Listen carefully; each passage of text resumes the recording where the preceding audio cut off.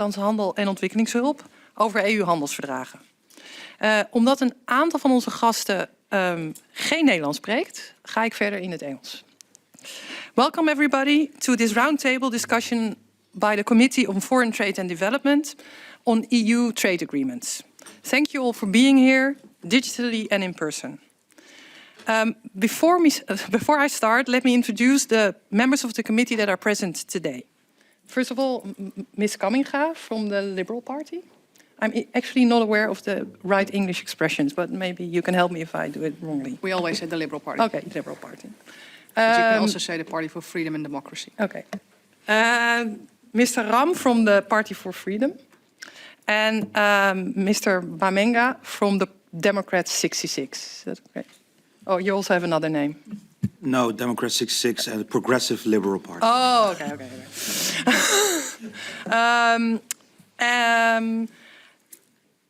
We have 3 speakers in the first round. You've all seen, I think, the program. And the proposal is that each of you takes about 3 minutes to give your first introductions. And then I'll give room for questions by the members of the committee. And I'll just do it in this way. 1 question, 1 answer, with the being aware of the topic that we have at hand today, which is quite on time, I think. I'm going to ask you to be also aware of the time that others need to ask questions. And I would love to be able to do 2 rounds of questions at least. And I also might ask some questions myself. Also 1 or 2. So if I may, I start with Mr. Ornelas. I don't know if I pronounce it well, but for your first, thank you. Thank you for being here, and please go ahead with your introduction. All right, thank you. And let me start by thanking the committee for the invitation to participate in this very topical discussion. Let me start by saying that research has already made very clear that international trade agreements have been a powerful drive of worldwide economic growth and stability. And yes, they also create distributional challenges within countries, but it's safe to say that the overall benefits, greater market access, enhanced productivity, and reduced policy uncertainty, all put together, far outweigh the costs of trade agreements. Now, as you may know, the European Union has historically been the main user of trade agreements in the world. In addition to the EU itself, arguably the most successful integration initiative in history, it participates in over 40 preferential trade agreements with more than 70 countries.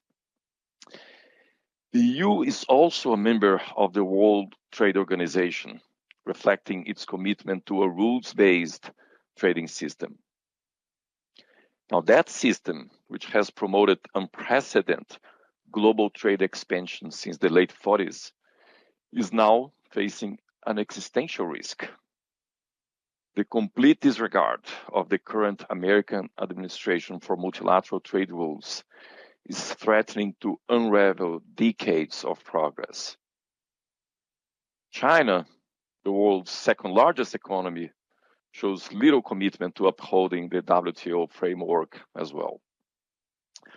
And the problem here is that this vacuum in global leadership can have very serious consequences for the world.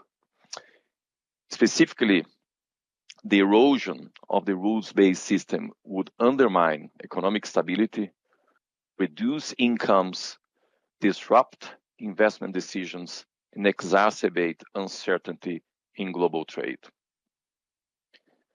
This offers the EU the opportunity to step forward to uphold and lead a multilateral trading system rooted in clear, well-established rules. Unquestionably, it would not be easy to accomplish that without the support of the US and of China. However, if the rules-based multilateral trading system is wrecked beyond repair, it will be much harder to restore it in the future than it was to put it to work in the first place in the late 40s. Therefore, this seems to be, in my view, the moment for the EU to step forward and lead the world in trade matters. I guess I will stop here. Thank you. Thank you very much. Then I would like to give the floor to Professor van Marwijk. Thank you. Yeah, I'm also speaking on behalf of Steven Brakman from the University of Groningen. Trade restrictions have many losers and few winners. The winners, special interest groups and producers, gain a lot, hence there's an incentive for lobbying. Safety match monopolies made Ivar Kreuger rich by having millions of people pay a little bit extra for matches. After many successful multilateral rounds, the World Trade Organization no longer functions properly. Too many countries, too many complicated issues, and more complex production structures to deal with to come to agreements. The solution is that there's now many more focused regional trade agreements to avoid stalemate. US President Donald Trump is initiating trade wars with Canada, Mexico, China, and the EU. Please remember the devastating spiderweb spiral trade collapse of the 1930s. World trade flows collapsed by about 2/3, leading, at least contributing to World War II. The US tariffs are mainly hurting its own people, consumers. So the US is shooting in its own foot. The proper response for other countries is not to do the same. We shouldn't shoot in our foot. But try to de-escalate, like China is doing at the moment. I call this the curse of the big countries. They have an incentive to try to abuse economic power. In reality, all countries are small relative to the rest of the world. The US has 4% of the world population and 15% of the world economy. The idea of creating a level playing field is silly. Trade flows are based on advantages: technology, factor abundance, variety, extent of the market, competition. Foreign companies have to overcome huge home market advantages to be able to compete. Trade negotiations should focus on trade issues, leave special issues to special organizations. And perhaps the US tariff war creates opportunities for the European Union, with regional trade agreements for Mexico, Canada, sign, South America, sign, and Africa. Thank you. Thank you very much. You're making my job as a chair quite easy, so I hope my colleagues will. And before I give the word to Professor Scheik, I just want to introduce Ms. De Korter from the National Party New Social Contract. Go ahead. Yes, thank you very much for the kind invitation to speak at this commission here. I will make in my brief introduction, I'll make some comments on 3 points. First of all, on the report we've written as the Scientific Council for Government Policy and the background that implies for trade agreements. Secondly, very briefly, I'll make some comments on trade agreements in general. And thirdly, I'll say a few things, do some suggestions about the way ahead for the EU. First of all, the Scientific Council for Government Policy, the WRR, has written a report, Netherlands in a Fragmenting World Order, where we highlight that we are currently facing a world order that is fragmenting along a multitude of powers, where all kinds of arenas are weaponized and a multitude of worldviews are competing with each other. This creates a very negative environment for the Netherlands. The Netherlands even before Donald Trump became the president and shook everything up, this was already a very negative environment for us. In the report, we argue for the Netherlands 3 things are of crucial importance: our security, our wealth, and our values. And whereas in the past these 3 by themselves were guaranteed, there were no security problems, more countries opened up economically, more countries moved in the direction of our values, this no longer is the case. All 3 are currently under threat, which makes it harder for us to get what we need, and will also require increasing trade-offs for ourselves. And this also applies to trade agreements. Let me move then to that topic, specifically trade agreements. It might seem these are mostly about wealth, just one of the three W's, but all are concerned. It is also about values. It is also about our security. I'll say something about that in a bit. Three general remarks, but also the other speakers have mentioned this. First of all, trade agreements are crucial and still everywhere, especially for us also, responsible for a lot of wealth and stability. They have been and they remain to function like that. Secondly, there are indeed always winners and losers with trade agreements. A large part of the global backlash against globalization has a lot to do with this, so it is something we need to take seriously. But thirdly, also, the Netherlands is a country in particular with a tremendously open and economy that requires open trade more than the big countries that have more stronger domestic markets. So where does that lead us now, and what would that suggest for the future? We are facing a very difficult trade environment where the US, our biggest trade partner, is challenging us through tariffs, but also by gaining access to markets we will then be secondary in. China is also the second biggest trade partner, of which we also have huge problems. I do not see this deepening. And if the US puts a lot of tariffs on China, this will mean they have an incentive to dump more on our market. So both of them are difficult, which requires us actually to really invest in creating new partnerships, in looking for trade agreements around the world, in particular on what's often called the Global South. I highlight four to end with, four in particular. Most importantly, I think we should turn to India. It's interesting, of course, that Ursula von der Leyen went with almost all of her cabinet to India last week. And there is, I can elaborate on that, but a large potential for synergies between the EU and India and creating a trade agreement. Secondly, the countries of Mercosur, of which there's also long negotiations, and the Netherlands also has a difficult position there. But that, I think, should also be a focus point. Thirdly, ASEAN countries. Very open countries with which we have certain bilateral agreements at the moment, but not a large comprehensive pact. And fourth, countries on the African continent, which we've neglected too much.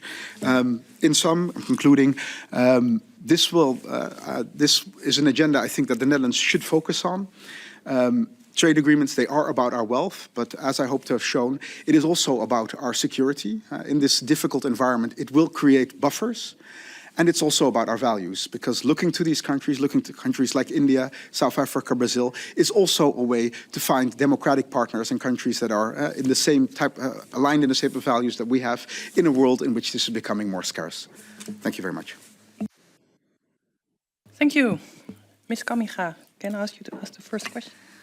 Thank you, Chair, and also thanks for the introductions. I think, well, my party is a big champion of trade agreements, but I also recognize the challenges we face at this moment, and for my party, it's become more and more necessary to take on these trade agreements.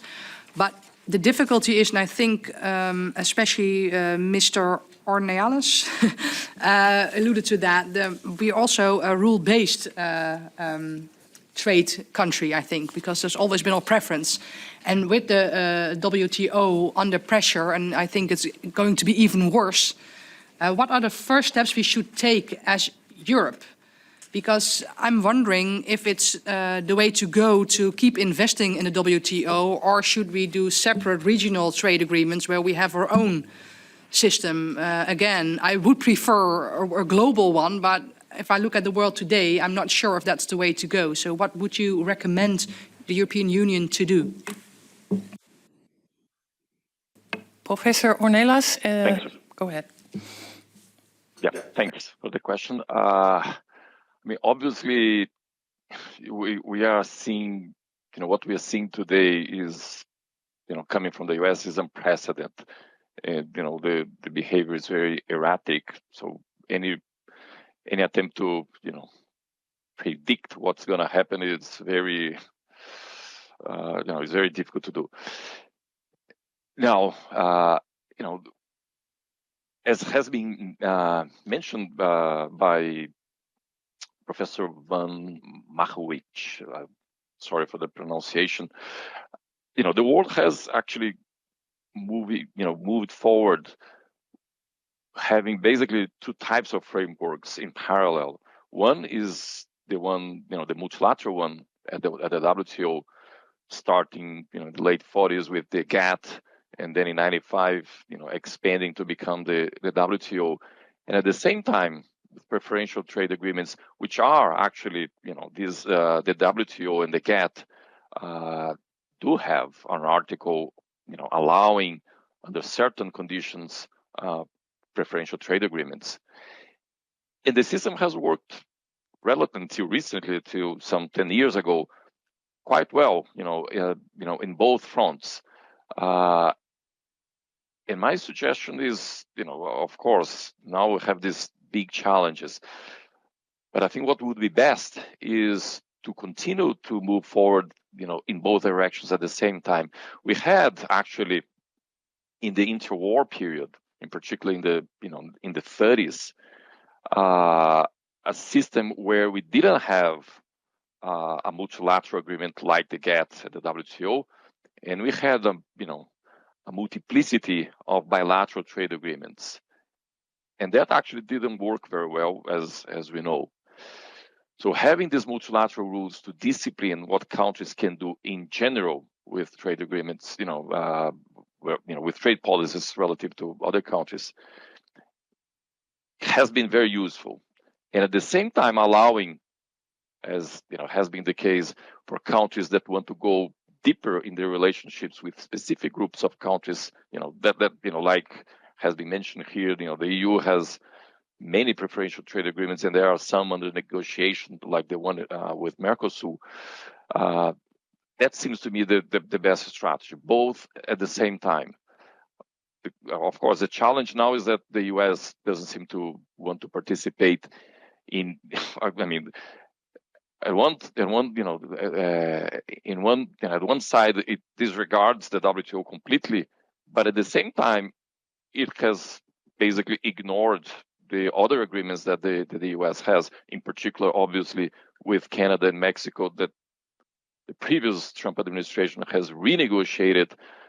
In that period, it has already created some uncertainties about what would happen there. And now, it's as if there was no preferential, no free trade agreement between the three countries. So for me, I think for the EU, it's basically to move in both directions at the same time. Thank you very much.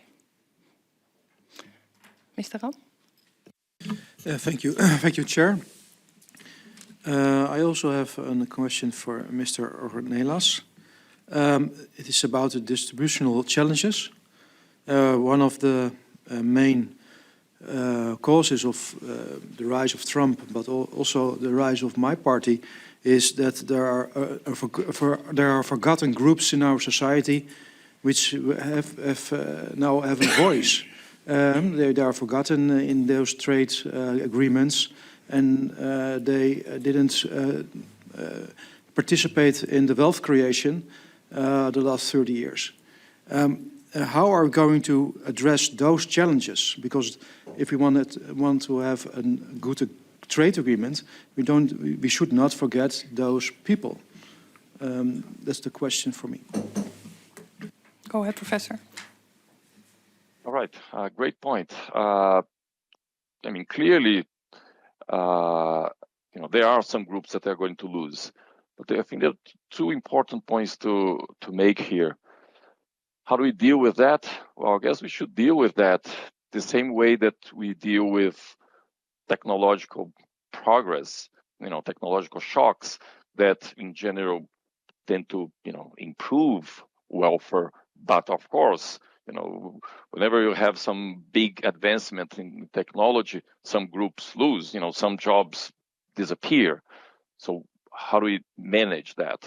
We have to have some sort of compensatory policies, and it's not different, for trade agreements. In fact, for any policy changes, there's always going to be, groups that lose and groups that win. But if the policy is, beneficial in that terms, it would be a pity to not implement them, given that, we can find other ways to compensate or at least mitigate the losses of those groups.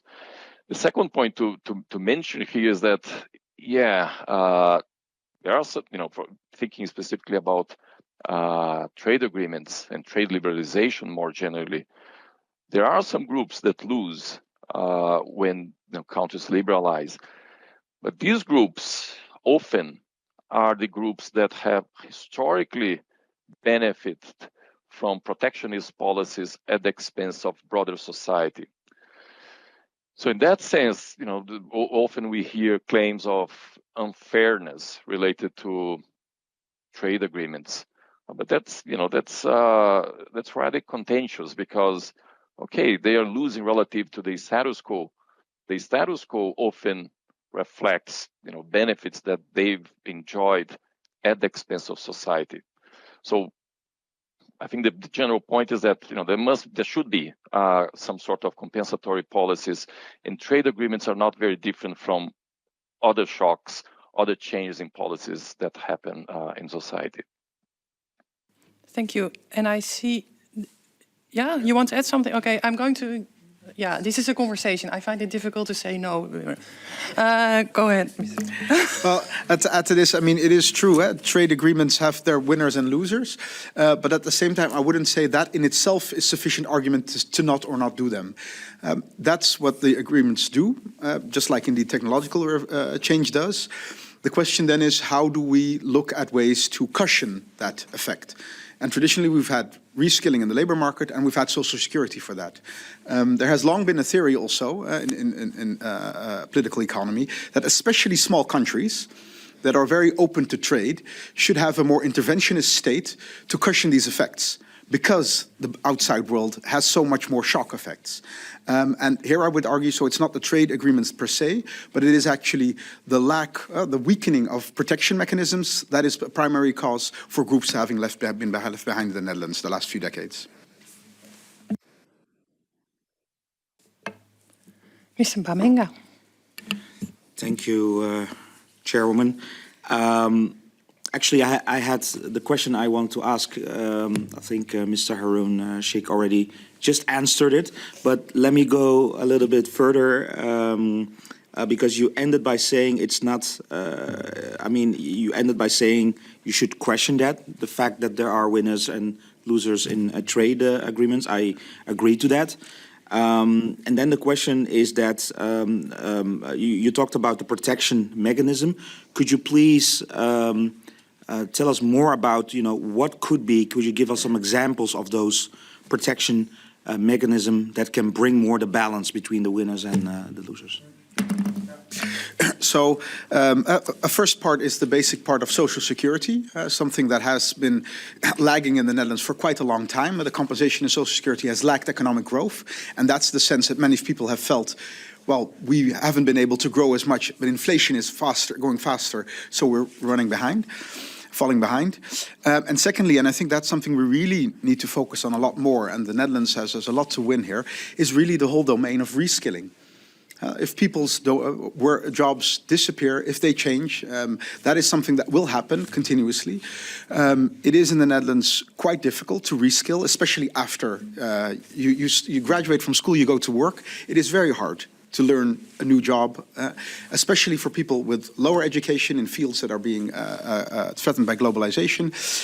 So there is, I think, a lot to be won by focusing much more on this reskilling. Other countries have focused on this much more. Scandinavian countries are working on this quite successfully. But all around the world, you do see that this happens in parallel.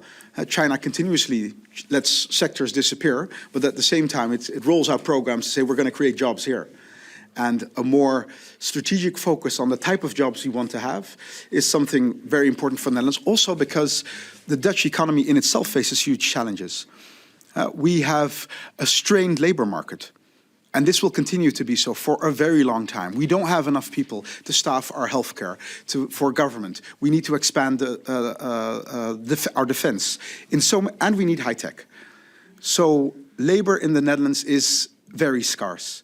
So we really need a more active policy to help people transition to jobs that we need.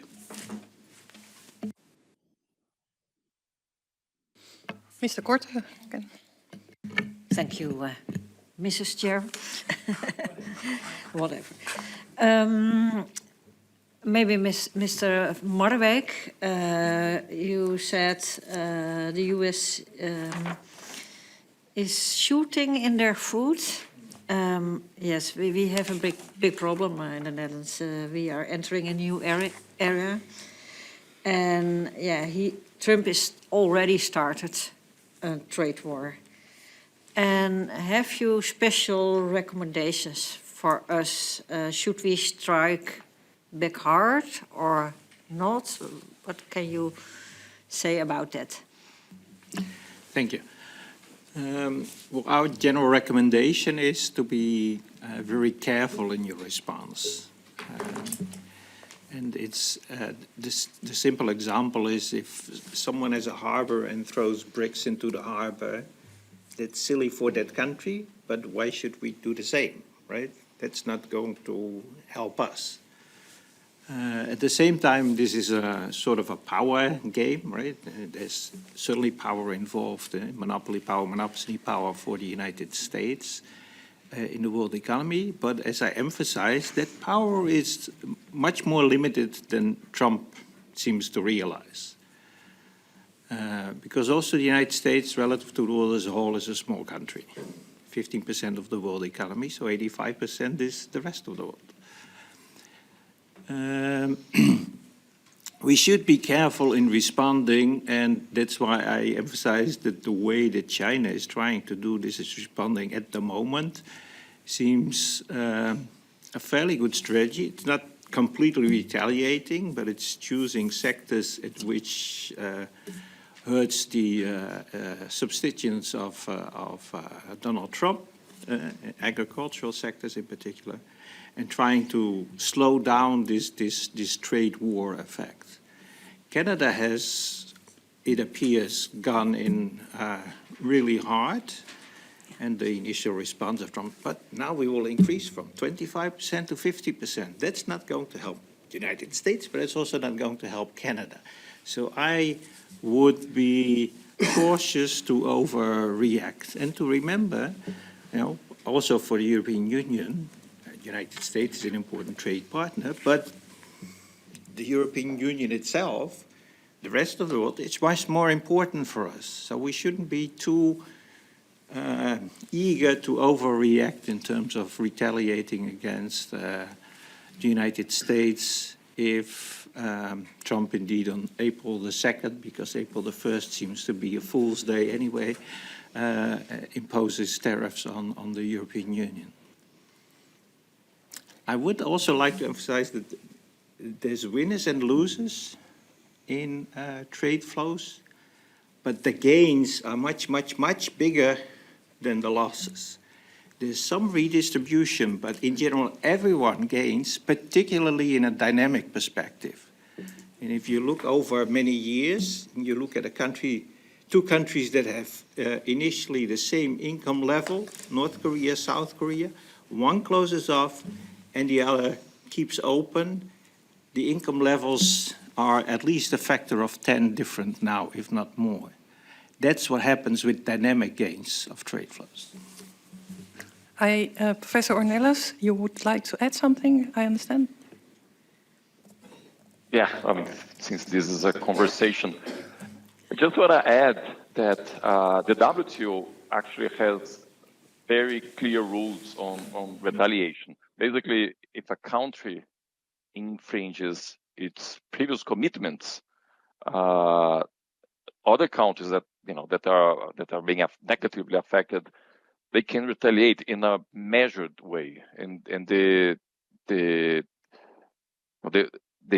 specify very clearly, what countries can do or how much countries can retaliate or not. And the EU has done that, very well, I would say, in the past. I mean, one episode that comes to mind is the aluminum and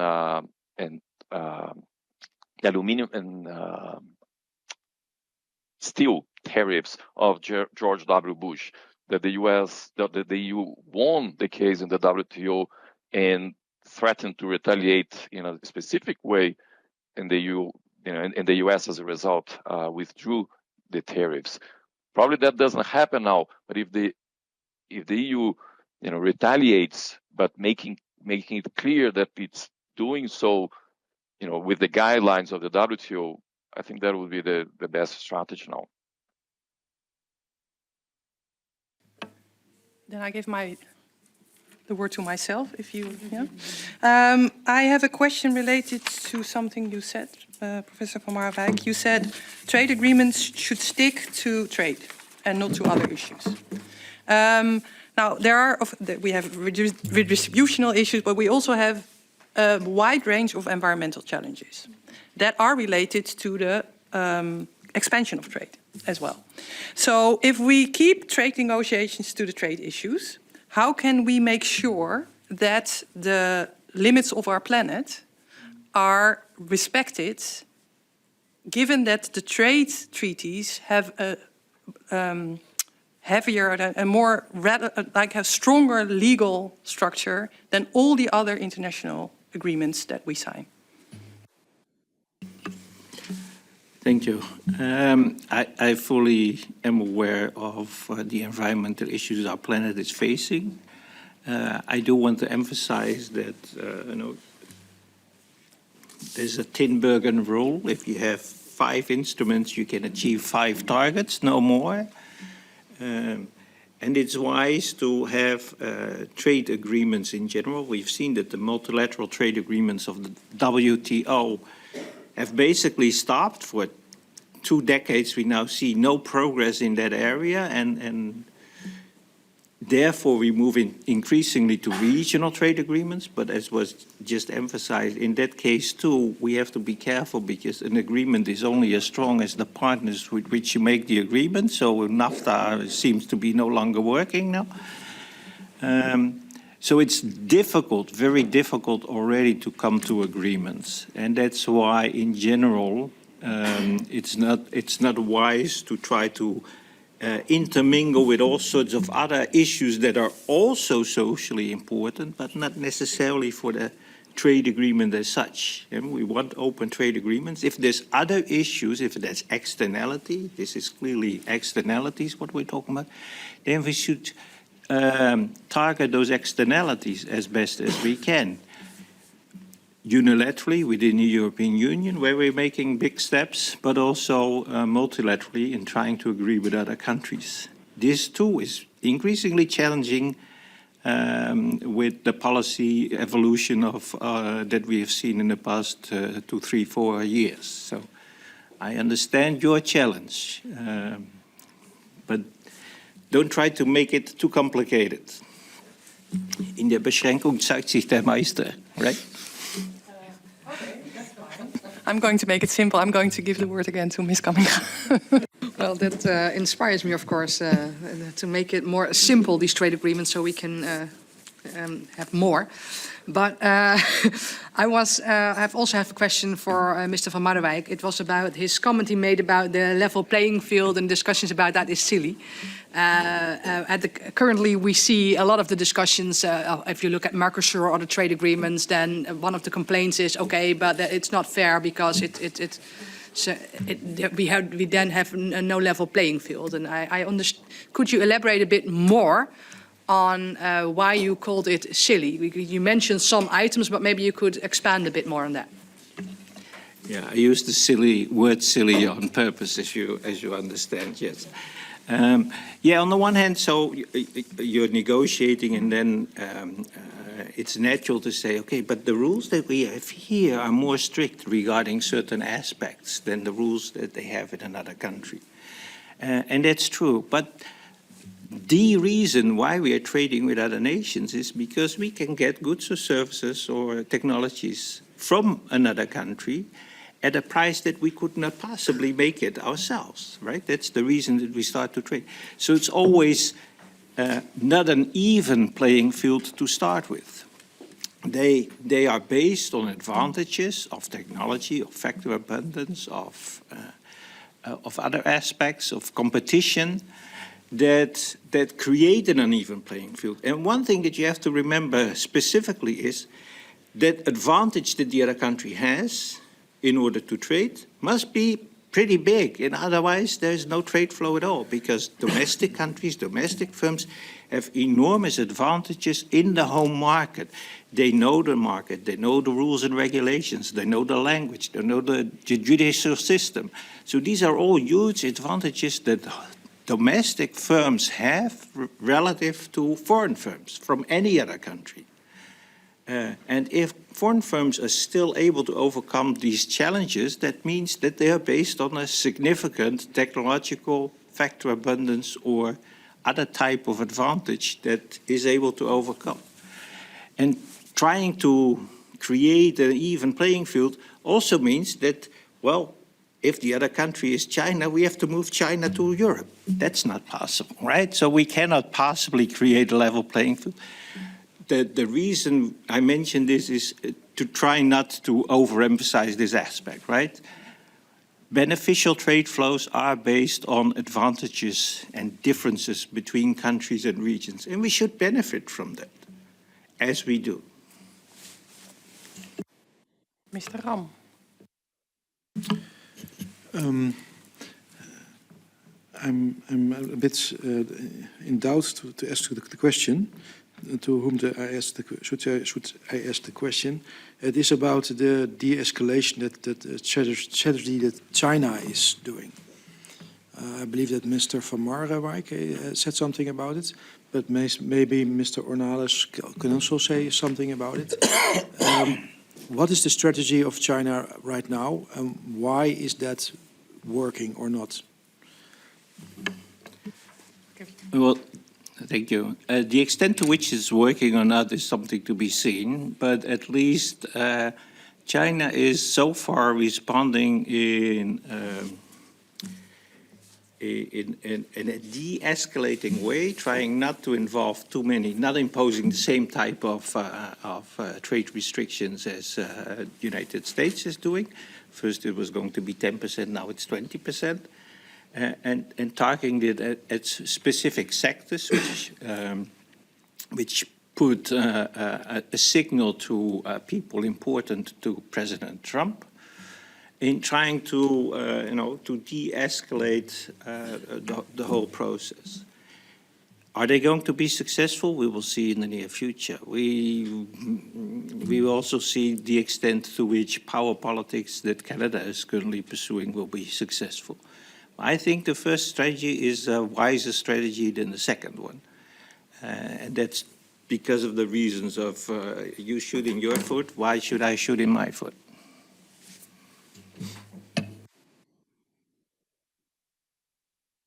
Oh, Professor Arne, sorry, my mic was out. Would you like to add something to that? Sure. I agree with what has just been said. Just let me just add that in the first Trump administration, China was clearly the focus, in many dimensions, including trade policy, and they reacted, quite strongly.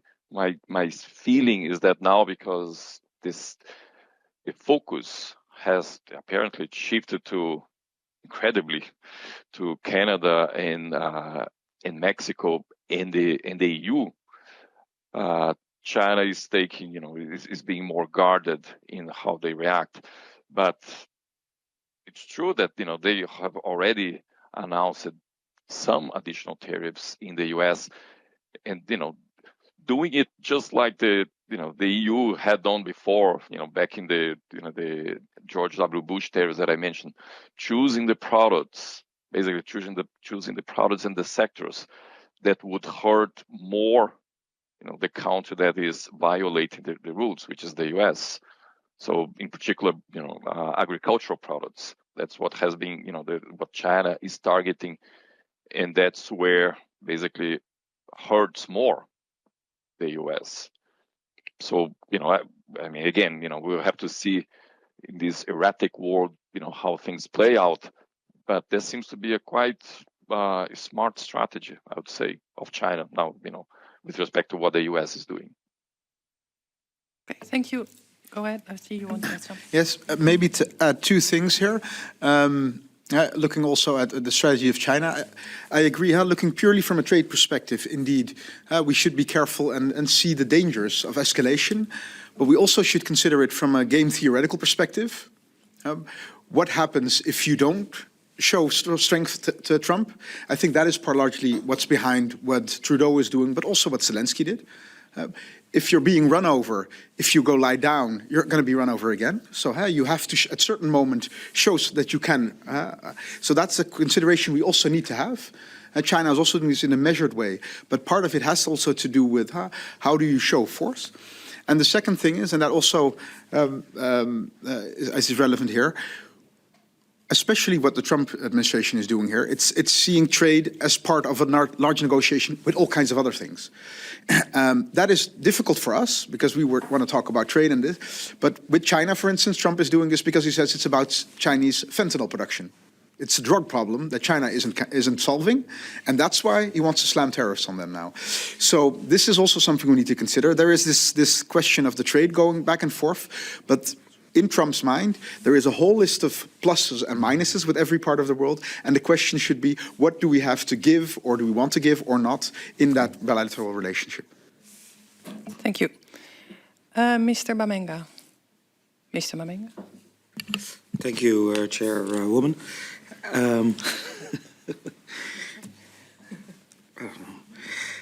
Yes, of course, I had a question to Mr. Haroon Sheikh again, because you said something about that we need to invest to create new partnerships. And in the city where I'm from, Eindhoven, we have a lot of partnerships already with India in the IT technological world. I was just wondering, what are the biggest challenge do you see in creating those new partnerships? And I also I would like you to go into, for instance, the situation in Africa as well. Important question. I think part of the challenge is something we've discussed already. It's the question of the level playing field that isn't never level. So we don't want certain type of agricultural products because our farmers work in a different way. But yeah, that's actually what makes their agriculture different. So a large part has to do with this. The same with a country like India. In the trade agreement, it is very afraid that certain high-tech sectors will be competed away because of our strength there. So a large part really has to do with the give and take that you, with a country that is different, what are you going to decide on what you're going to open up and where potentially you might take losses because you can get wins somewhere else. I think that is, and that's a challenge also for us because we want all these lobby groups say, well, we need all of this, but you can't go to India and say this is everything we want. You also need to consider what does it need, and that might also hurt us in certain ways. So I think that's part of the challenges here. Another big challenge, and that brings me to what you raised on Africa, is I think also a large part our mindset. We see the African continent in the Netherlands, in large part of Europe, mostly as a problem, as something that's only understood in terms of migration. And that's where we have deals, migration pacts, etc. Whereas if you look at the way a country like China, but also India, Turkey, has been looking at Africa for a very long time now as a tremendously dynamic continent, with all kinds of developments, negative, but also a lot of positive developments, economic growth, demographic shifts. I think in large part this lens that with Africa, the main concern is how we're going to make sure there's not going to be much migration here, instead of thinking what could it mean that this vast continent that is growing so fast, so close to us, what kind of synergies are there possible? I think that's also a mindset problem that inhibits us from creating more dynamic deals. Thank you. Mr. Korte? Thank you. My neighbor says about challenges, and what do you see, and I don't know who, about in which trade can the Netherlands be more stronger than now? Because we must look to new challenges, and what do you see for the Netherlands? Is there anyone in particular you want to ask a question no, to? Maybe. Well, who wants you go ahead? Yeah. Mr. Marwijk.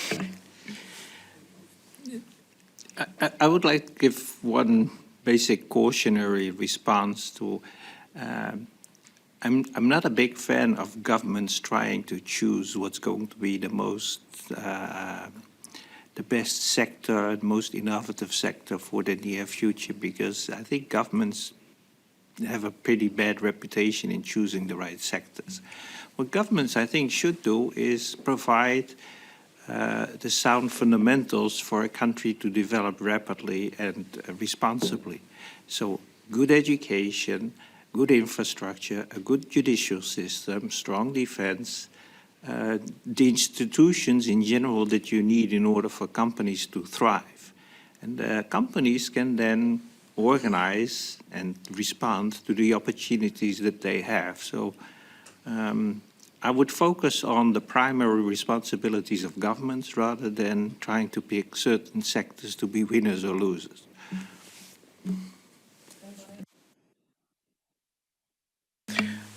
Well, one sector I would suggest that more government action could be necessary is the Netherlands is a high-tech country, very advanced. We still do a lot of work that is actually low value added. And as I mentioned before, we do have a labor market problem. So labor that now goes into slaughterhouses and all kinds of intensive agriculture is not labor that is going into other places.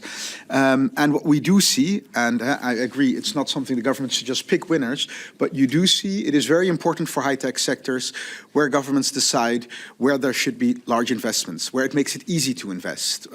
And here there is a whole range of digital technologies in which everything comes together.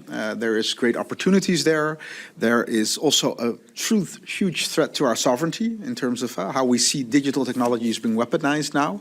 So for everything from semiconductors to artificial intelligence to future digital technologies like quantum, that are domains where the government could help focus on, because this is going to create future jobs, but it's also strategically crucial that the Netherlands becomes stronger on this. And I think this is also one of the key aspects that the Draghi report also focused on. Thank you. I have a question to you, Mr. Sijk, because there are three elements that you mention in the report, and one of the three is values. And one of the things that we have been discussing in relation to also trade is redistribution. I put the issue of environment in, we have human rights values, etc. Can you speak to the tension that there is between a trade focus that is not, okay, the tension between trade and values, because there, in my opinion there is, and I hear that it's not being mentioned. If there isn't, I also would like to hear. But how do we combine the value thinking with our future forward thinking about trade? Yeah, in our report, we say those are two of the three aspects of the triangle that's important, the values, the wealth, the security. And it's not necessarily the case that they always clash.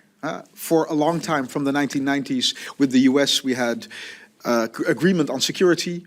We had agreement on open trade, that was good for both sides of the Atlantic. And in terms of values, we also were very consistent. So that is the environment the Netherlands came from, where actually these three things, so also wealth and values, were very much aligned. And now we're going to an environment in which this is much less so. And we face this everywhere all around us. I mean, at the moment we are trying to use less Russian gas. We turn, as European Union, to countries like Qatar and Azerbaijan, which also means that it's very difficult for us then to make an issue of their human rights violations. So we already see this happening concretely. And we are now, and that's, I think, the truth, we are in an environment in which it is more difficult to get what you want, both in terms of trade as well as in terms of values. That doesn't mean necessarily that you always have to choose between them. My suggestion earlier to really reach out to all kinds of other potential partners is actually is about a way of aligning them in a new way. Because, yeah, indeed, with China, you're not going to get very far in terms of value alignment. But if we consider all the potential democracies in Latin America, in Africa, in Asia, I mentioned ASEAN also, a tremendously dynamic region with countries like Indonesia, Malaysia, Philippines, all focused on open economies, to a great extent, many of them democracies, small countries often that want to focus on the rule of law and a multilateral system. So in sum, yes, it is becoming more challenging to get both trade and values, but there are ways for us to align them in future ways if we think more creatively. Okay. We have 10 more minutes. So I'm just going to look at if there is other questions somebody wants to ask instead of going one by one. Or maybe yeah. Yeah, Dennis, go ahead. Mr. Ram, go ahead. Mr. Ram, okay. A question for Mr. Ornelas. I'm pronouncing your name wrong, I think, but you have, of course, a unique perspective because you're from Brazil, and maybe you could add some insight on the Latin front about what the main advantages are for a Mercosur agreement and which sectors are providing benefits for Europe as a whole and vice versa. Go ahead. Thanks. Yeah, I mean, the Mercosur-Europe agreement, as you know, it's being, it started, the negotiations started 25 or 26 years ago, literally. And, still now we don't have the agreement.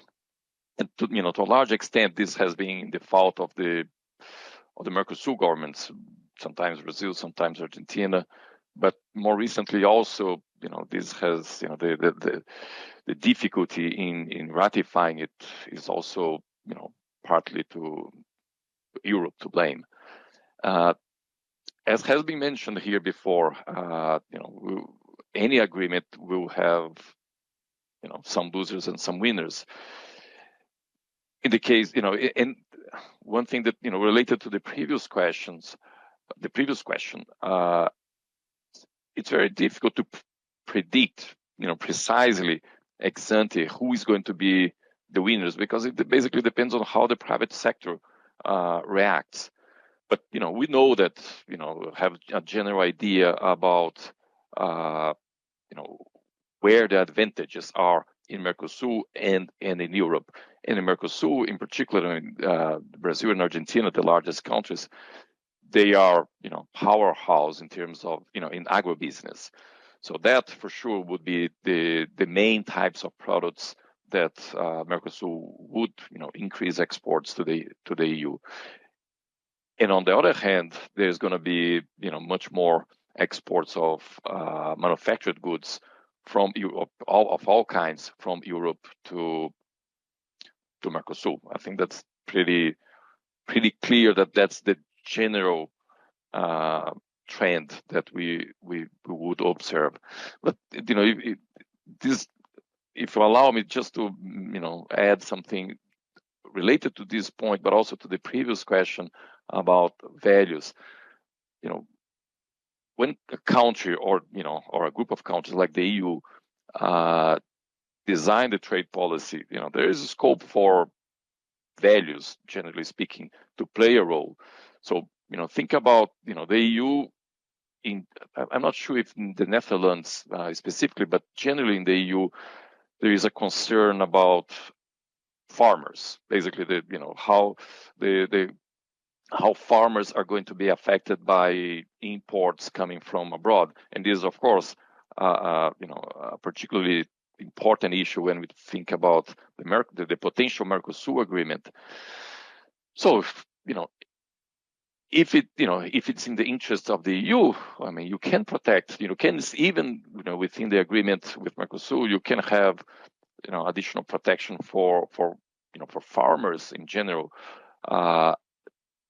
The important issue is to understand that if you have that, you benefit that specific group. That comes at the expense of the rest of society. Basically, that comes at the expense of higher prices for agricultural products and lower variety of agricultural products. But that's a political decision that the EU has to make. So yeah, I think that's my point on this. Thank you. Well, I'm going to round up. Thank you very much for your very valuable input and for answering all our questions. We're going to take a 3-4 minute break, and then we have a next round that's more specifically going into regional trade issues. Thank you.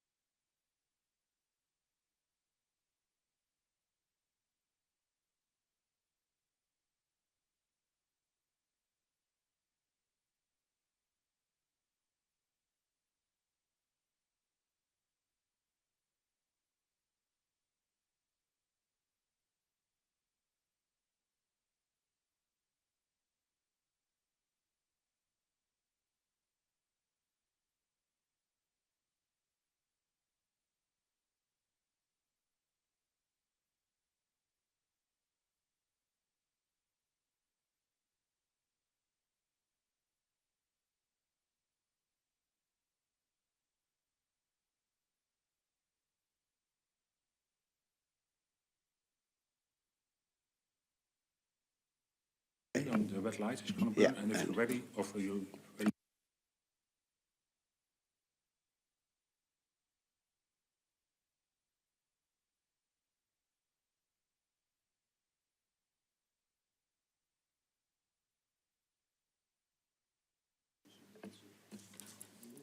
Welcome also to Professor Hernanti. I'm just waiting for one colleague and then we'll start again.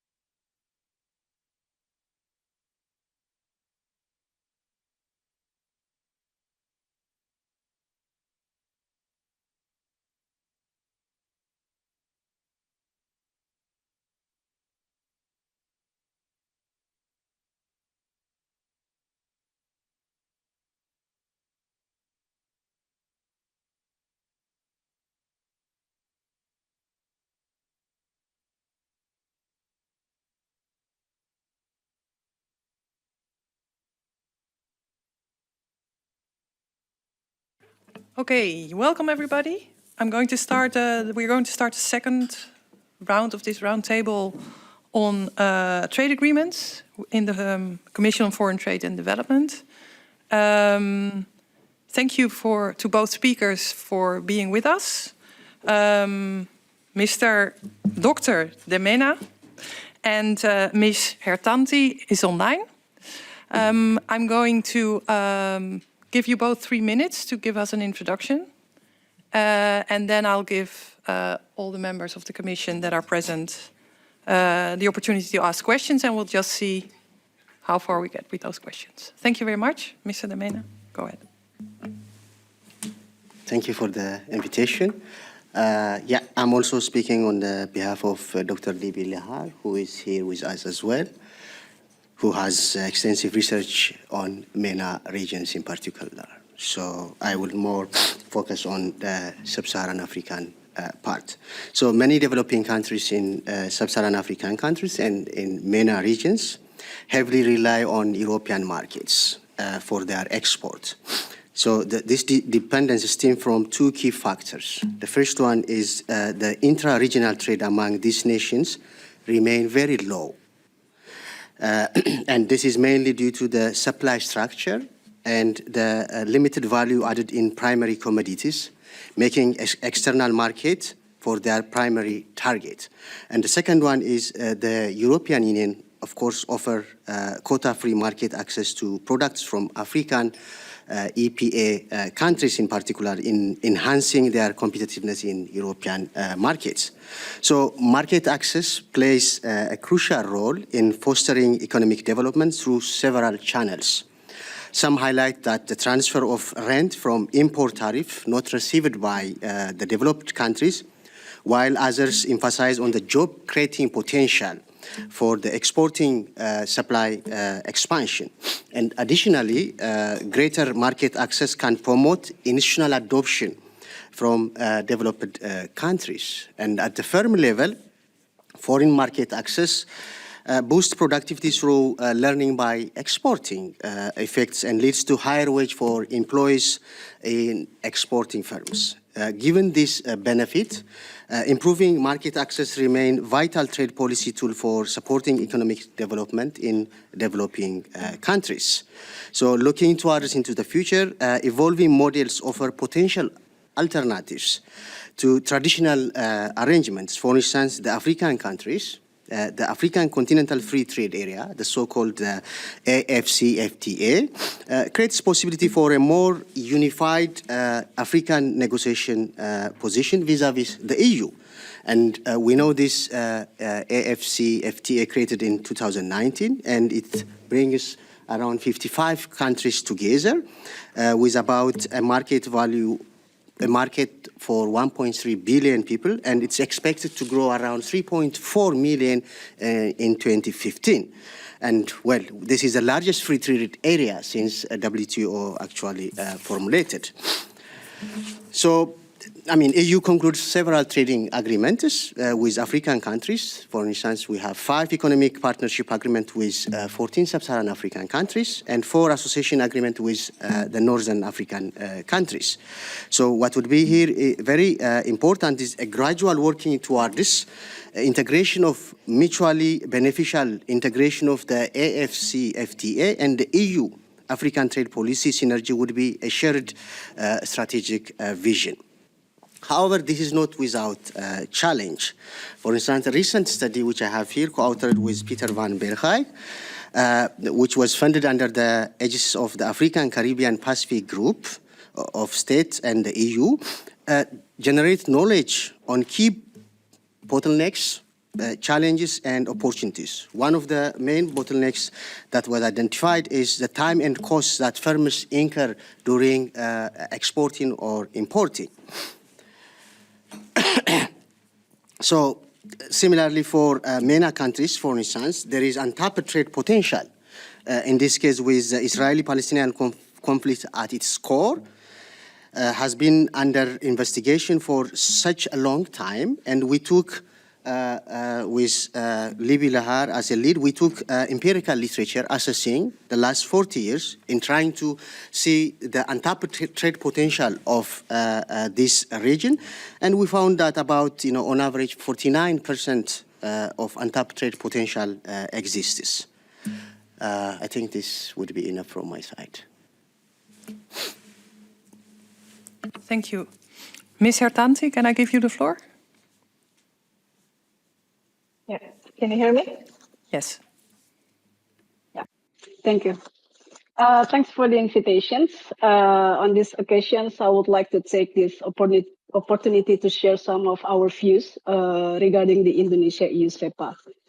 Well, I think from our side, we believe that EU-Indonesia SEPA should not only facilitate the interests of multinational corporations, but must first of all be approached as a means to serve the public interest.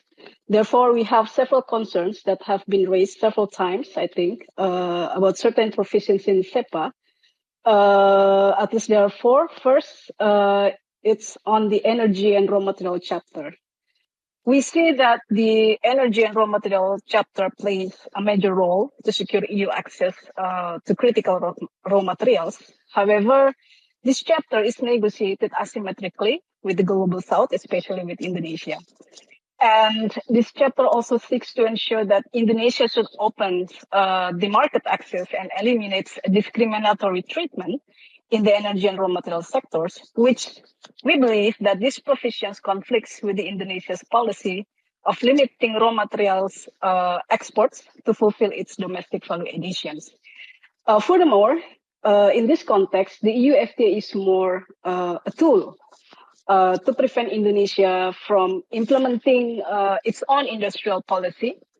And for sure, this will continue the same path of high dependency between North and South when it comes to industrial policy. So in this case, the EU's desire to guarantee the supply of essential minerals for its industrial development will only perpetuate extractive business practices and questioning the EU's willingness to support Indonesia's value additions and sustainable economic development.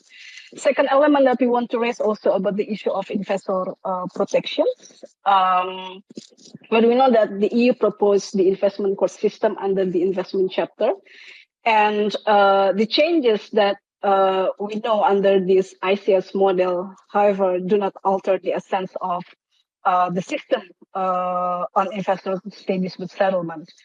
And most countries, as we know in the world right now, are aware of the dangers of the investor to state dispute settlement mechanisms. For example, the EU itself has recognized the problems with this model. And if you see that now EU also has taken the final step to withdraw, for example, from the Energy Charter Treaty, due to the risk of exposing the EU members to being sued under this treaty and hampering the EU's goals of energy sovereignty and climate neutrality. Also, from the side of Indonesian government, with its experience on ISDS cases, I think the government of Indonesia also realized that this model of ISDS cannot be continued, where finally Indonesia terminated 67 BIT since 2013, including with Netherlands. So in this context, we also believe that the EU in this Indonesia SEPA should not give priority to investor protections rather than prioritizing the rights of the people. The third element that I want to also raise actually about the intellectual property rights. In this chapter, we see there are two crucial issues that concern us in relation to the potential monopoly of multinational corporations over people's basic rights. First, I think on the provision of the protections of plant variety, we know that the EU has proposed the adoption of plant variety protections laws in line with UPOV 91 under Indonesia SEPA, where we believe that these provisions will not only affect the seed sovereignty of farmers in Indonesia, but also farmers in Europe countries. And we know that UPOV rules also deny farmers access to manage and use their own local seeds, and this has led to the erosions of biodiversity. In fact, the ability and the right of farmers to save and develop seeds, to the next is key to food biodiversity, and the protections of farmers' rights over cities is not recognized in the UPOF regime. And the other element in this chapter actually on the issue of patent rights of essential medicines, I think the TRIPS plus provisions under this agreement will create huge impact to the access on affordable essential medicines. And the COVID-19 also has shown us how the patent monopolies by corporations have prioritized profits over human life. Ms. I Hernanti, think can I that's ask you most of to... it. That's most. Oh, sorry, I didn't Yeah, know. I Yeah, think okay. that's Good. my That's final. cool. Thank you. There will be many questions, so I think both of you will have opportunity to develop further. Thank you very much. Ms. Kamminga. Yeah, thank you very much for this introduction. I think you both raised a lot of interesting points. What I was wondering about, what would you advise the Netherlands or maybe the European Union to do first? What's the most important thing to take a step forward in these questions? Can I start with you, Dr. De Mene?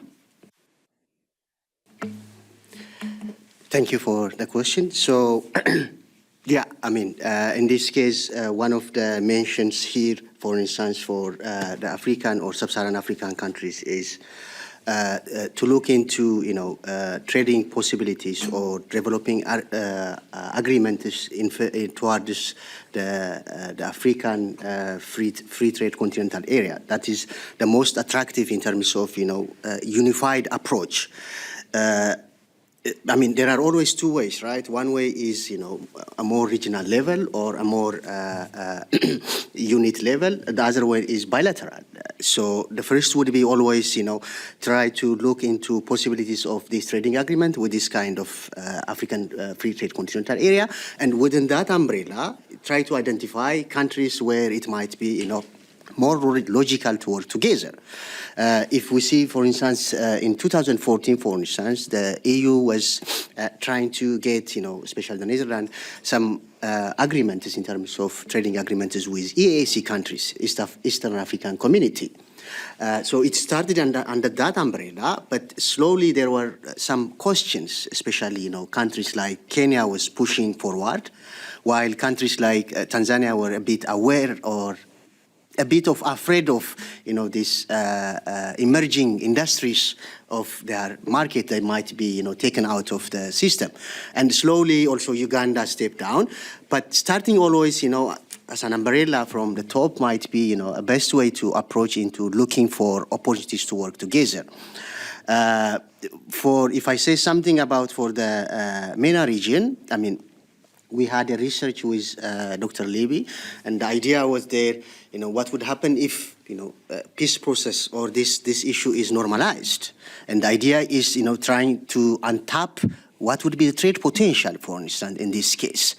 So since Jan Tinbergen, there is a lot of research in 60s trying to identify the untapped trade potential because of these conflicts.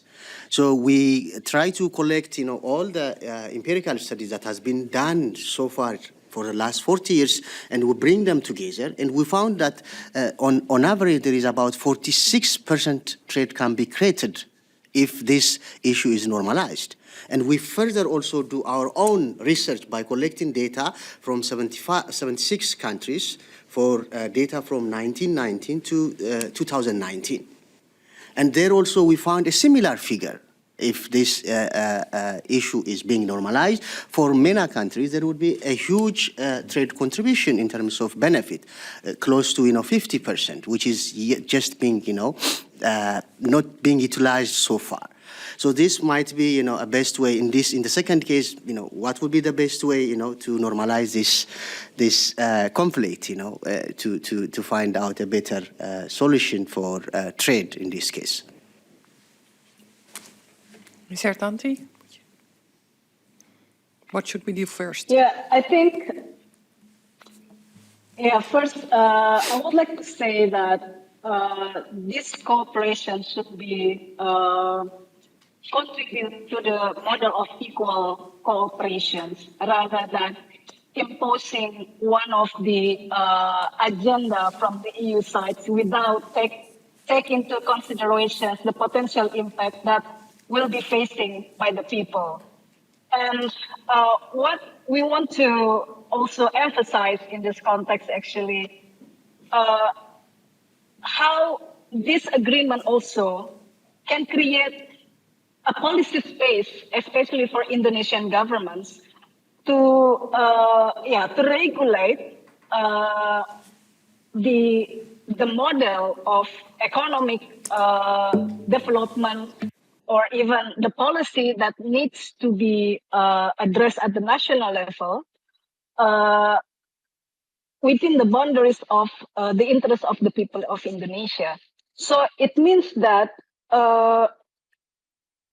to not really put some provisions that will jeopardize the rights of the people should be taken into considerations in the negotiations process. For example, if we see the case that we are facing Indonesia in at the WTO on export policy ban, for example, the export ban policy of our critical minerals, we know that is one of the biggest issues right now in the negotiations process, where the EU itself still not still stick into their own positions and push for Indonesia to eliminate or at least to remove the export ban policy. That we know actually this policy is really important for Indonesians, at least to give their own rights to develop the national industry and to strengthen the value additions agenda. As we know that the current situations at the global level might create much more impact to the global south countries like Indonesia rather than to the global north like the European countries. So it means that the equal partnership should be really put on the table rather than imposing the interests from the EU side only. Thank you. Mr. Ram. Thank you. I have a question for Ms. Hartaitanati, if I pronounced it correctly. The issue of the raw materials. Of course, we have the nickel case with the WTO, and you say equal partnership or equal is the basis forward. But can you elaborate how we can be more free, more liberal in our trade policies, in our trade agreements, but still maintain on an equal basis? Because if there is a liberalization of the raw materials, how are you going to protect your own industries? I don't see an immediate solution for that if you liberalize it. Do you understand my question? Go ahead. Yeah, I think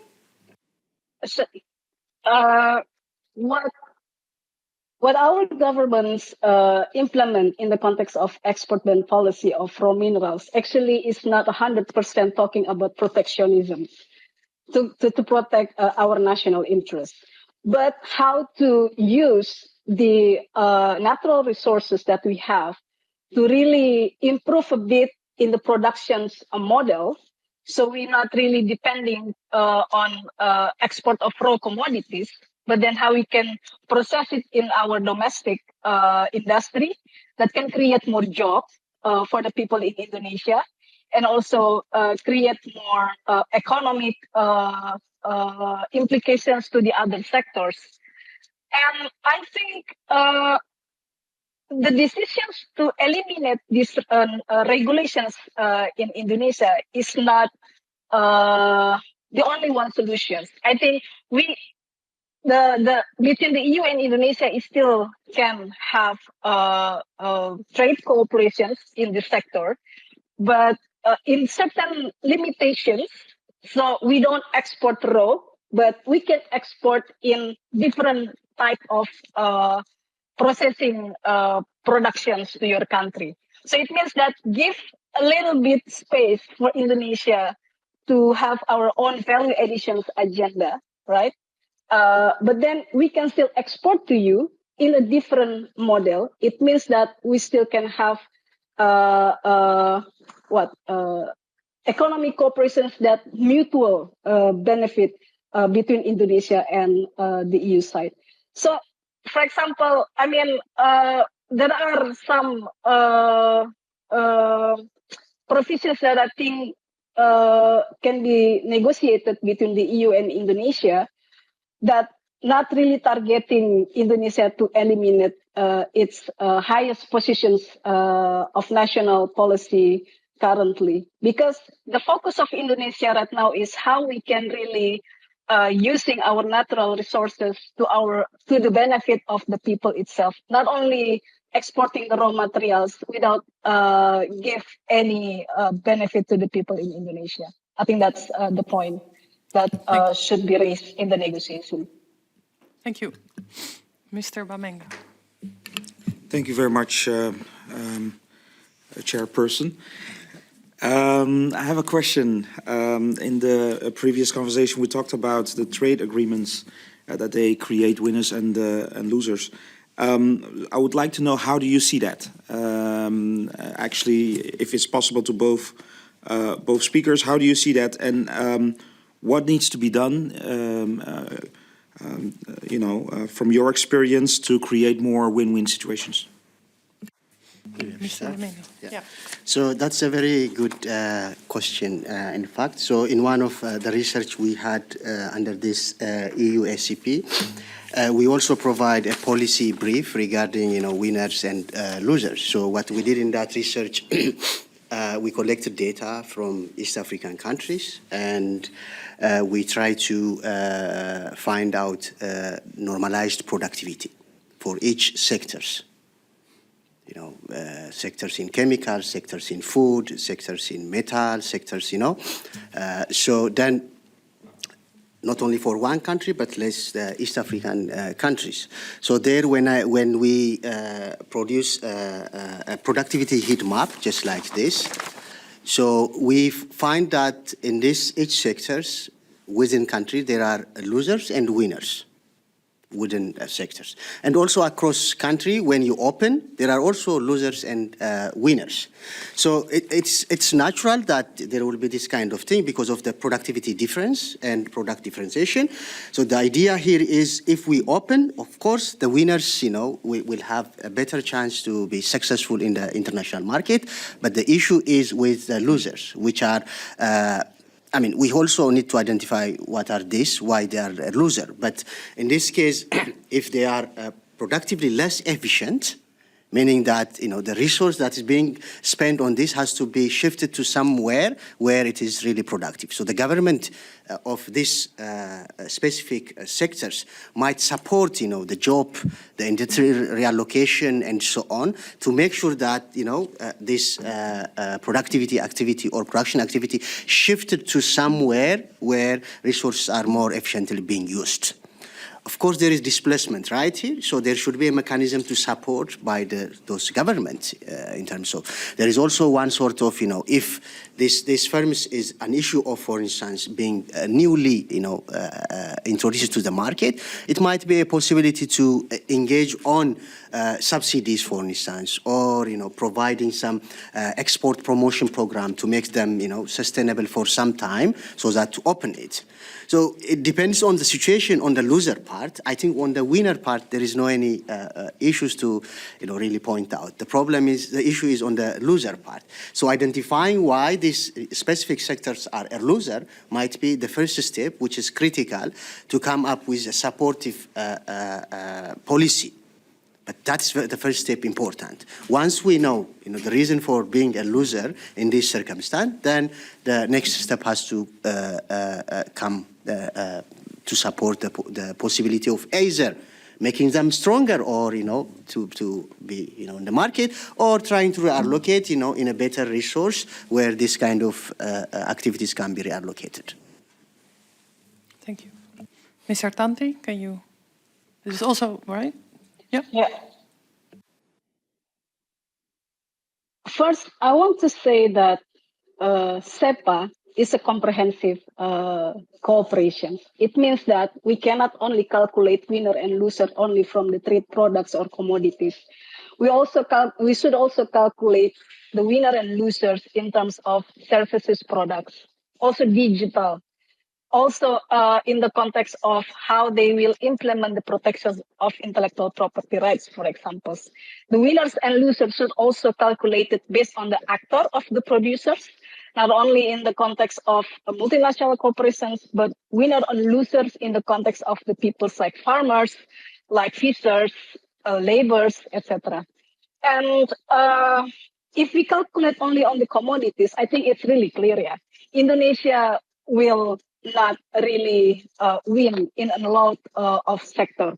We only have several potential commodities that can really win the trade cooperations with the European Union. But on the other side, with this comprehensive, especially because this agreement is not, I can say, really bilateral, because Indonesia will against 27 of European member countries, right? So Indonesia is not only facing EU alone, but 27 countries. It means that we will lose a lot from the cooperations if we are not really careful in negotiating some provisions, even commitments on liberalization, not only in the context of trade, but also services, like government procurement, also part of it. And I understand that mostly the European countries will targeting the market access of government procurement in Indonesia, and I think it will also jeopardize the small scale producers in Indonesia, where we think that sometimes government procurement should become a tool for the government to empower small scale producers, especially in the context of public procurement. So I think in terms of calculations, we know that the government sometimes they did some study before they started the negotiations, but it means that the study should not really limited to only calculate the export and import activities, but it must really comprehensive in this trade comprehensive activities. That's my point to your question. Thank you. Mr. Kort. Thank you very much also for your, always what you say. We're talking about winners and losers. And I was thinking, how can we minimize the losers? Because when I think about maybe there are more losers in Africa than in Europe. Can you help with that to minimize the losers? Thank you. Maybe I extend on the discussion that we had with the previous question. So now here, clear, you know, the stage of development is very different, and these industries some are very new, some are old, but still they might not be competitive, you know, in let alone in between Africa and Europe, even within the Africa-specific communities like the Eastern African Community or SADC or, you know, COMESA and so on. So the idea is here how to support, you know, the loser. It might be a significant portion. But as I said, you know, the first step for me, what would be important is what makes these firms or this industry or these sectors to be somehow less productive. You know, if we are considering productivity is the main reason to be a loser, right? So would it be possible to support this productivity level to be enhanced to the level that it can be competitive? So one way, if it is productivity, supporting, the productivity level. Productivity could be, from cost of production, could be from, labor, it could be from technology, and so on, right? So these are areas where it should be looked at from the government point of view, and then identifying, the reasons might help to enhance the productivity of these firms. But if these firms, even with this support, could not be productive in a way that, and looking at the national interest, they might not be, a first choice in a sense that enhancing, let's say, the benefit of that specific country. It might be best to consider, to get those products that can come from these firms from outside and reallocate resources that might be used in a more productive activities. So that might be my my answer to this kind of. But research is very important, in identifying the reason behind, being a loser. Thank you. Do you want to add something to that, Ms. Hertanti, or is that okay? Yeah? If not, oh yeah, you're okay. Yeah, I have a question to you also, Ms. Hertanti. You're saying that CEPA is not necessarily in the interest of the Indonesia public. And we look at Indonesia as a democracy.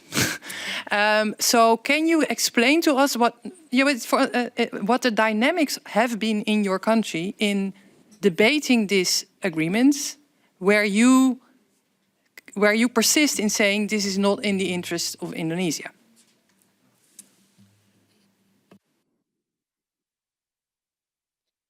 Yeah, well, I think we have to remember that before we negotiate CEPA, we have a PTA, right, with EU, actually. And when we started to negotiate CEPA, it means that we will end the period of the preferential tariffs that Indonesia has for so long with the European Union. But as we discussed earlier, we found out that the CEPA provisions are quite broad.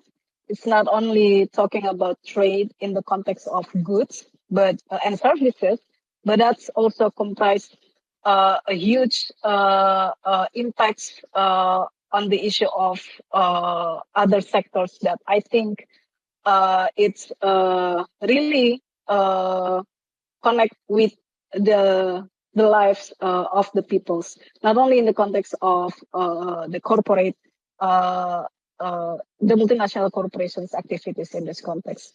So, I mean, yeah, with these broad chapters, provisions, it means that we have to really calculate whether the commitments that should be bind by Indonesian government will not really impact the people's rights. Like I mentioned earlier, our concerns related to the issue of intellectual property rights, for example. We have WTO already, but then the EU CEPA will promoting TRIPS Plus agenda in this context. That finally, with the TRIPS Plus agenda, it will give longer protections of patent rights of the medicines that needed by the people in Indonesia, where we know that with the patent rights protections, it means that it will monopolize by the corporations, not only to produce, but also to marketing and even deciding the price of the medicines and which country can access those kind of medicines. I think some of voices came from the patient group in Indonesia, like HIV group, TB group, etc. That we are really depending with the medicines that quite expensive, yeah. And also in the context of the issue of seed sovereignty of our farmers in Indonesia. So it means that a lot of provisions that out of the calculations trading goods that should be considered carefully when the government, both sides, would like to conclude the negotiations. So I think that's my response to your questions.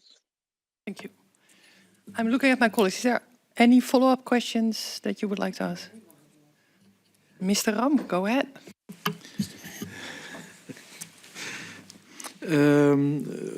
Again, to Ms. Hartintani. I have a question about the investment protection. The investment court system, the ICS, looks a lot like the investor-to-state dispute settlement system, that which Indonesia has cancelled with a lot of countries. What is your solution for an alternative? Because the European Union will want to have some kind of a court system which we can resolve disputes in. Do you have an alternative to this system? Go ahead, Ms. Hartanti. Yeah. First, I would like to say that this agreement actually binding between the states, right? So it means that if there is any kind of disputes arise from the implementations of the agreements itself, it should only involve between the states. But when it comes to the investor protections, it becomes another elements that we have to consider, because the state has an obligation to protect the investor's rights, but then the investor gain more benefit than the state, because sometimes when we are dealing with the issue of violations that sometimes used by the investor to sue the state, it's very subjective, and a lot of frivolous claims arise from the cases brought by the corporations. It means that if you want to really discuss the investment chapter, investment provisions under the SEPA, it should not put any kind of mechanisms where the investor can sue the state. So, for example, Indonesia has a new model of or alternative on investment protections provisions, but it's not really directly how the investor can sue the state, right? It means that we should not also create another model of court system where we know that ICSID already has that. We have several model of arbitrations mechanisms where corporate can use that if they have disputes between their own group. But when it comes to the states, it should use another public law mechanisms where outside of the context of investor can sue the states. So it means that if you want to really draw some provisions that connect with investment provisions under the SEPA, we have to really carve out the model of investor to state dispute settlement. We can put any obligations and rights for the state to create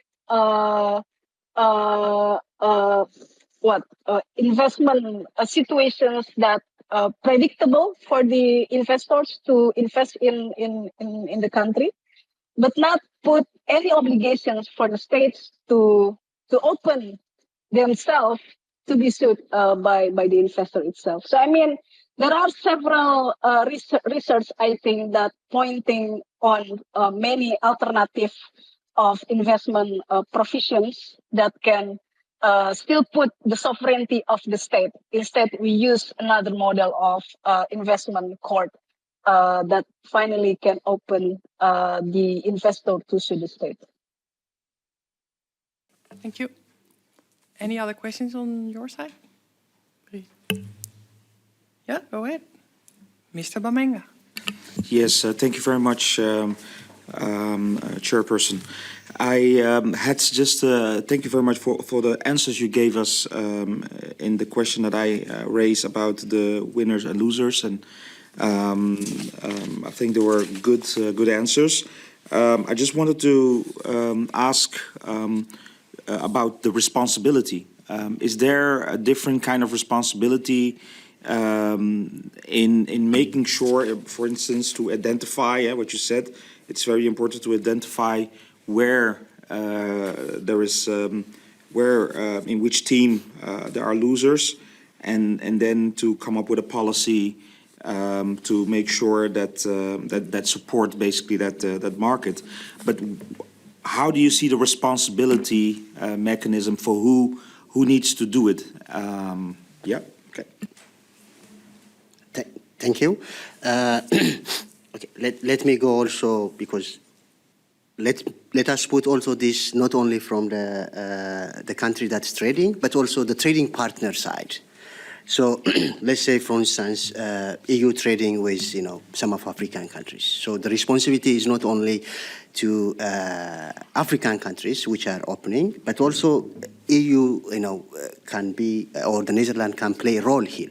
For instance, one of the research we had here, EU trading with the African, Caribbean, Pacific countries with this preferential trading agreement. So one of the things we found there, this preferential agreement actually enhances trade between these two countries. But if we want beyond trade, I mean, if we want trade to trickle down to enhance or to reduce inequality or reduce poverty or even development, we found that when this is supported by technical assistance, which is a package also in this, it enhances development much better. Without, this kind of technical assistance. When I say technical assistance in terms of, for instance, project activity relates to trading, on how to enhance this trading activity of the partner countries. There we found that substantial enhancement in the development can be achieved by this kind of thing. So what I want to say here is not only trade, but also a little offer in terms of help might enhance from the trading country perspective, not only from countries which are in Africa. The other findings that we had also here, by the way, all these findings are published in policy note, both in Dutch and in English, in different places, including the ESB, the Dutch journal in Dutch format, as well as in the Knowledge Include platform and so on. So we produce the book, and then we try to generate a lot of policy note from that. The other one, we found that the time and cost of border compliance and documentary compliance is significantly high in most of African countries. And I'm talking about in terms of non-discriminatory trade policy, meaning that trade policy that doesn't affect with whom you are trading. It's the same for everyone. So we call it non-discriminatory trade policy. So in this case, let's say if we take Kenya, for instance, to fulfill the required document for export, it takes about 24 hours just to prepare the documents by collecting.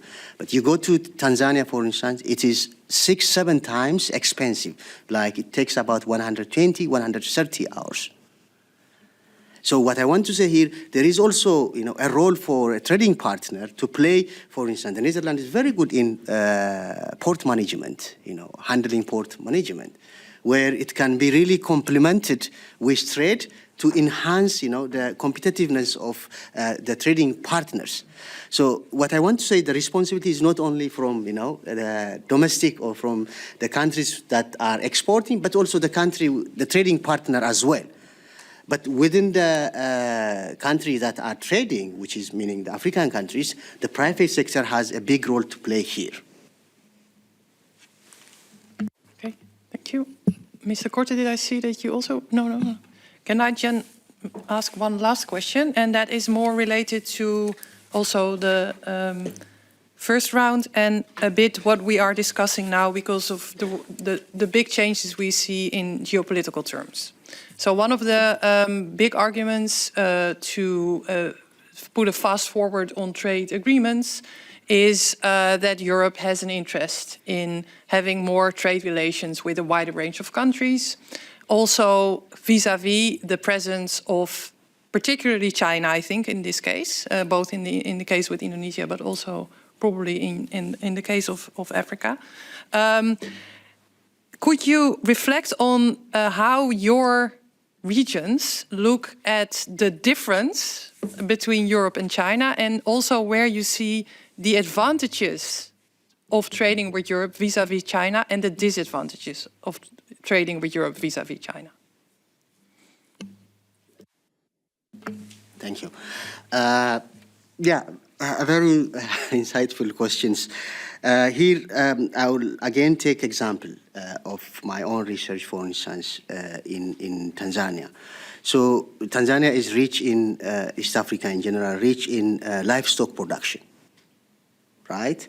So they are very rich, so this livestock production, once they undergo this slaughtering and so on, the hides and skin has to be processed and if possible has to value added and exported, right, in Tanzania cases. So what they do now in Tanzania, for instance, they don't have any value added mechanism. So the skins has to be, preserved in a way that really helps us to reach to the destination, and then they import back the shoes, and in this case, China. So they export all, the hide and skins, which is the raw materials. In most cases, also, there is, this is most perishable in terms of preserving. So reaching the destination country is challenging at first of all, and from their own resource and from their own raw material, and then again they get the shoes back. So what I want to say here, there is a clear difference, when it comes to, EU considering in terms of training partner, the way with this technical help, assistance, might be a role to play in this area comparing to China, where in most cases focusing on market access to raw materials and then importing or exporting back the raw materials being used in this purpose. Mr. Tanti, would you like to also react?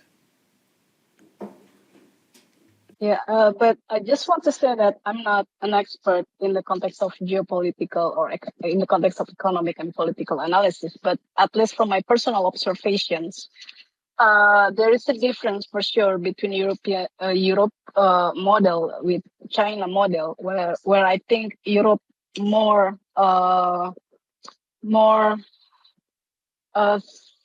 stick to the rules that can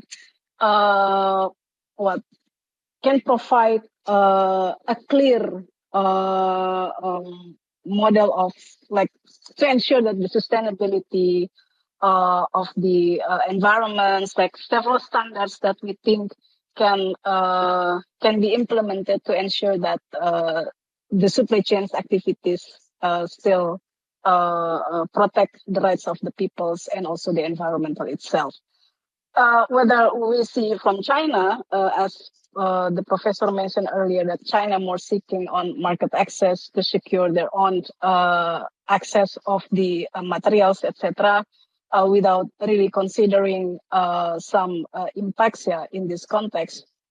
But the differences itself basically still has or still opened the opportunity for the countries, particularly in Southeast Asian region, to cooperate with these both countries. It means that it's really simple when it comes to the interest of the global South, like how we can really get the trade counterpart that can really,